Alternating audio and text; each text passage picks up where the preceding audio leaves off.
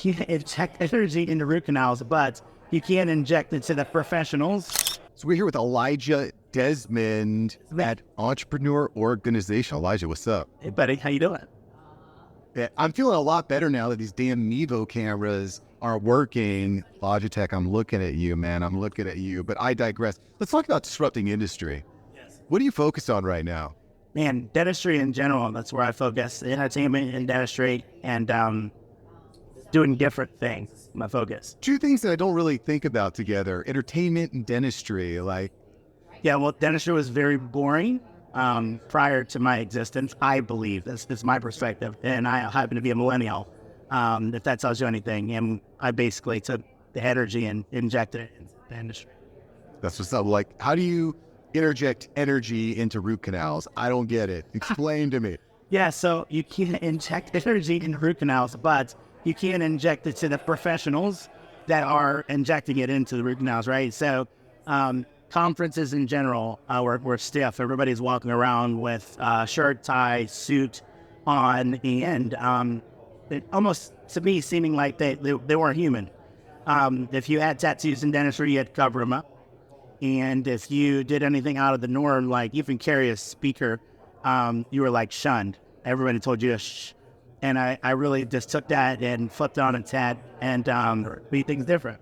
Are you? But you're not a dentist, are you? I'm actually a dental hygienist. I went to school, graduated from the Ohio State University, and moved over to the beautiful islands in Hawaii and practiced hygiene for all 10 months full time, and then I got into entrepreneurship. So you got into marketing, right? Funny you say that. I had a marketing agency for about 5 years, and I just sold it in January, and now I have about 5 different businesses. So let's say that I'm in a boring industry like dentistry. Yes. How to stand out, why to stand out? Yeah, first out, why do you want to stand out? First thing, like I wanted to make it different, and I happened to stand out. So it wasn't like, hey guys, I want to stand out. It was that I wanted to do something different, and I happened to stand out while doing it. And so what's an example of that? First off, you want to take something that is already existing outside of the industry, so it's proven, it already works, and it's really fun. And so you know it works already, and you just plug it into your industry. I'll give you an example. American Idol, it's already a thing. It's a contest. You have judges that are on the stage, and it's really fun, and it's broadcasted live. I took that concept, and I gave speakers the opportunity to speak and reach the masses. So I put them all on my stage, and I brought meeting planners all across the country who wanted to scout talent, and I made them the judges, and they would speak TED Talk style, 10 minutes at a time, and they would get voted on by the judges. And we streamed it live where, we would reach over 100,000 views in just a short amount of time. Where were you streaming? Facebook specifically is where we started. Now we do Facebook and LinkedIn. This idea of looking outside your industry to find ideas that already work, and it's a blue ocean strategy is what that is. Okay. You're finding, you're not compete, because most of the time in your industry, it's red ocean, meaning you're competing on best product, best price. Yes. But when you go blue ocean, you create a completely new category, a completely new thing that nobody's ever seen before. So when I think about this, you're talking American Idol, I'm thinking like Naked and Afraid. Like I was in the insurance industry. Why not just take a bunch of insurance agents out to the middle of Africa and be like, all right, no clothes, no food, no water. Who's going to survive? Think about that. I think that's pretty awesome. And that leads to another venture that I just got off of. So I have this event. It's called Destination Unnown, and essentially it's for all entrepreneurs, and the tagline is, you've never went so far not knowing where you're going. Well, surprise, it was like 3 weeks ago, and I had 12 entrepreneurs show up to the airport with 2 suitcases. I told them exactly what to pack. They had no idea where they were going. When they got to the airport, they opened up an envelope. It told them where they were going, but it didn't tell them what they were doing when they got there. So what's the point? Well, they went to a destination, and 30% of what they did was all entrepreneur stuff, growing their business. 70% was like experience of a lifetime. Where'd we go? We went to Dubai. Oh, wow, yeah. When we got to Dubai, every single morning they got up, they got a new envelope and a new gift. And that envelope told them what they were going to do for the day. And we did like first class, extreme everything every single day. And essentially like that already existed out of my industry. That already existed out of my scope of influence. I just brought it in, and I knew I could sell at the event quick. I knew it would change a whole bunch of lives, and So you would pay to be part of this event. It's not like a media, or like it's almost like a TV show, like a reality TV show. yeah, absolutely. And it already existed. I just brought it into my industry and sold it out like that because it was different, it was unique, and I wanted to do it. How did you market it? How did you find people and say, hey, come join this program? So I have an email list of about 60,000. I have social media followings on different channels of over 100,000, and I just basically pushed out to everybody and said, hey, who wants to go with me and scale their entrepreneur business or start a business, and put your hand in there. If you do, it's a first class everything outside your flight. And it's basically you're gonna have the time of your life. You're gonna meet a whole bunch of friends, and oh, by the way, you don't know where you're going. Sick. So cool. Yeah, 60,000 people. That's a pretty big email list. How did you grow that? What was your, like, if you had, let's say that I have a small email list, which I do, it's not huge, and I want to grow it out. Like, what was the key? Give out your cookies. Do you like Mrs. Fields? Give out your cookies. I streamed free continuing education through Dentistry's Got Talent to the entire industry. And everybody thought I lost my mind because I was giving free continuing education. Well, to get the free CEs, I had to send you your CE, your CE certificate. So I need your email address. Right. And so that's essentially how I got it. And I'm doing, events constantly. Those were just two of them. And if people are interested in my events, you have to give me your email so I can get it. So that's why my open rate's over 50% now, because I'm getting essentially people's emails that are interested in doing events. And they're opting in. No, and that's big. My open rates are about that 45% with like a 1% click-through rate. Yeah. 1 to 3, but 1 p.m. So don't hate on me, all y'all. I'm here to hack. We're here to hack business. We're here to innovate. We're here to try different ideas. So AI has become really fascinating to me because I can use AI to scrape emails from LinkedIn, scrape emails from email inbox. Yes. Heck, everyone's always trying to sell me their email list. Should I be worried? Should I go out and scrape emails using AI? Honestly, I've never scraped emails before. I don't know. I'm not the AI expert, so I know whenever I'm going to run something to go ahead and educate. I'm not the email expert, so I can't tell you if you should or should not. I'll tell you what I don't do. I don't give my email list out. And so if there's somebody who could scrape my email list, I mean, more power to you, but I don't see anybody getting it or figuring out how to get it unless people drop their email in the comments below on Facebook and you're an AI go out and run all those emails and put it on an Excel sheet. That's the only way you could do it, I think. It's interesting to me. I mean, obviously your click-through rate would go way down. Also, Gmail is starting to, they've got this plan in January to really cut down on spam. So you don't want your domain to get like dropped down in the priority ranking. So these are things I'm thinking about. Yeah. But I also like to hack things too. Yes, I'll tell you one thing I am excited about with AI. So I went out and I became a DJ, right? I'm DJing Nerves, right? I'm DJ Podfest. Yep. I became a DJ with the Scratch Academy. I'm actually a battle DJ. And one thing that I've always wanted to do is do music videos while I'm playing. And I'm so excited to know that they're actually coming out with like an AI software that will make your videos while you were playing. Oh, that's sick. Like during you playing, like in order to, with the beat, it will make you videos. But have you seen these AI videos? Right, like right now they look pretty freaky. They're actually terrifying. Yeah. Where you see someone like eating a giant burger with 7 fingers and they're like drinking a soda pop at this weird party where everyone looks all dystopian. Like, is that, maybe that's the vibe? I don't know. That's not my vibe. That's more of like a death metal type of vibe. That's not mine. I'm more of like a pop, hip hop, tone, sometimes country, and I don't think 6, 7 fingers, 8 fingers is going to cut it. What about VR? How do you see VR playing into that world of DJ, entertainment, music, clubbing? Yeah, absolutely. So I got a VR set, and I've been playing with my little girls. DJ CeeLo, that's my 8-year-old, and we got DJ Star coming up as a 4-year-old, and they love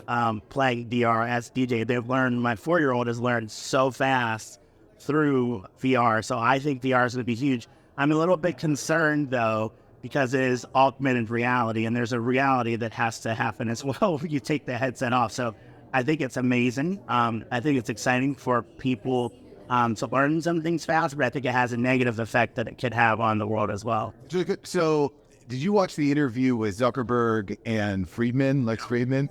super interesting. They're hundreds of miles apart. They put on these VR. It's like the next generation of VR, and they look very, very real. And what was really striking to me was Lex was throughout the episode was like, I just can't believe that this is happening. It feels like you're right here with me while they're hundreds of feet apart. And one of the topics that Zuckerberg was very intentional about was saying that this is reality too. This is just a digital reality. I'm a millennial also. I always think of quote unquote reality as being the physical reality, physical here on Earth, but the digital reality is pretty freaking real too. Yeah, I mean, I could actually see myself incorporating VR into my conferences. Not on the ship. I do a conference on a cruise ship as well. It's called Smiles at Sea. The land version, we have a whole bunch of like major influencers come in from literally all over the world. It's an influencer conference. Some people can't make it. I could totally see that coming into play. We do something called an event called Dental Pitch. It's just like, when you have a company that comes on to a show, and that show, these companies are pitching to raise money. There's a couple famous shows like that. Well, we brought it into dentistry, and it's called Dental Pitch. Well, some of these major investors, they can't make it. But what if all these investors were sitting in chairs, right? Yeah. We have 8 at a time. There's 50 that apply, 50 investors. We pick 8 strategics. But what if there was like 100 in the chairs? Everybody had their VR on. So I can and same thing with Dentistry's Got Talent. Like I could totally see incorporating the VR into that part of the business. And I didn't think about that, by the way. So I'm giving you the credit. Yeah, I got you. There's no doubt in my mind that that's going to happen. Everyone in there is going to be wearing some sort of augmented or virtual reality glasses. Yes. And you're not going to be able to distinguish who's actually physically there and who's just digitally. You're right. So I feel like there has to be a number of things that has to happen. First off, the price may have to come down, or there has to be a workaround. So I would have to think that I would have to personally buy them and send them out to everybody to wear them, and then they have to send them back. Potentially, or the fee of the VR that I know of, it needs to come down, and it's new. So I feel like we may be 3 to 5 years away from that. 10 years away, it's going to be Everybody's going to have them. But I think we're so early. Yeah, that's going to be freaking wild. So you've done the VR before. I had contracted COVID in 2020 for New Year's. And so it's New Year's. I can't go out and party. I've got COVID. So I'm stuck in my room. I couldn't even really hang out with my family. I'm stuck in my room. They said, wait, I've got these Oculus goggles. Let me put on these VR goggles. And I was shocked at the physiological response that I had from having these goggles on. And in a couple different ways. As soon as you put them on, even if you're in a small 8x8 room, it feels like you're in a much larger space. Yes. It feels like it's shocking the way that it makes you feel. B, there were all these different rooms. So there was a room like where you could go watch a basketball game. There was a room where there was a concert going on, and there was a room where you could watch fireworks. So I walk into the fireworks room, and at this time, everything was very cartoony. No one had legs. And there were a group of 3 or 4 people talking, and I felt a feeling of anxiety. You know, when you're walking up to a group of people you don't know, maybe you don't know this because you're bright pink, sporting it, playing, DJing, but yes. But I had this sense of anxiety, like, is it appropriate? Like, how do I butt into the conversation? What do I do? I don't know anybody here. Like, the same thing I feel whenever people say, Mark, you're so extroverted. It's so easy for you. Wrong. I am uncomfortable every minute, I just power through it and I smile. But it's shocking to me that physiological feeling that you get with these glasses on. It just I don't know. It's really shocking to me, and I think it's certainly gonna change dentistry. Yeah, definitely. And I'm going home and going to a concert. By the way, after you said that, I didn't even know you needed a concert. Yeah, it's an Oculus. Yeah, Oculus Rift. The newest one. I didn't know you can go to concerts with that. Oh yeah. Oh, I bet. You can sit courtside at basketball games. Really? Yeah. Real basketball games or fake ones? NBA games. No. Yes, you can sit courtside at NBA games with the VR goggles on. You're getting half court. Stop it. Same price or a little bit higher or a little bthink lower or what? I don't know exactly where it's at now, but no, I would. It's not going to be the same price as it's not going to be like $10,000 to sit courtside. I believe it comes with a subscription, like an NBA pass. Really? Do they have the football too? I don't believe for football. It's NBA but it's going to be across the board. Wow. I mean, Can you imagine? And you could probably like switch around to be like behind the, half court here. Maybe I'm behind the rim. Maybe I keep him paying money to like flash and like try to throw LeBron James off his free throws and stuff like that. Like that's kind It's pretty exciting. yeah, it's really exciting. So tell me, you've been in dentistry a long time. What should dentists be afraid of when it comes to new technology? What's coming to take their lunch? Every industry is going to be impacted by AI, automation, 3D printing. What should dentists be aware of? Of not acting. So if you don't use AI, if you don't use VR, if you get caught behind, right? The times are changing, right? Don't be Blockbuster, essentially. Yeah. Dentists should be afraid of not adapting to technology. That's technology. It's coming. Period. Adapt early. Be an early adapter. Don't come late. I look at radiology specifically. There are AI bots that help radiologists find cancers and tumors 50% more effective. Right now, if your radiologist not using AI to help diagnose, you need to fire that radiologist. Do you how is that something we should see in dentistry? Like here we can find problems earlier, or is it in the systems? How can dentists start using AI? We're seeing it now. There's companies out there like Overjet. It's like using for radiographs to detect cavities, essentially, detect periodontal disease, that type of stuff. So the companies are already starting to come out in dentistry for clinical diagnosis being approved from things, I believe, such like FDA approved. Yeah. And so it's already out in our industry. Fire. So wild. Well, listen, Elijah, thanks for joining the show here today. Where's the best place for me to find you? Google Elijah Desmond. I go to ElijahDesmond.com, or just type in Elijah Desmond. There's 20 to 30 pages of straight anything you could think of, and pick your voice. That's just Elijah. Thanks for joining the show today, man. Yes, thanks, Mark.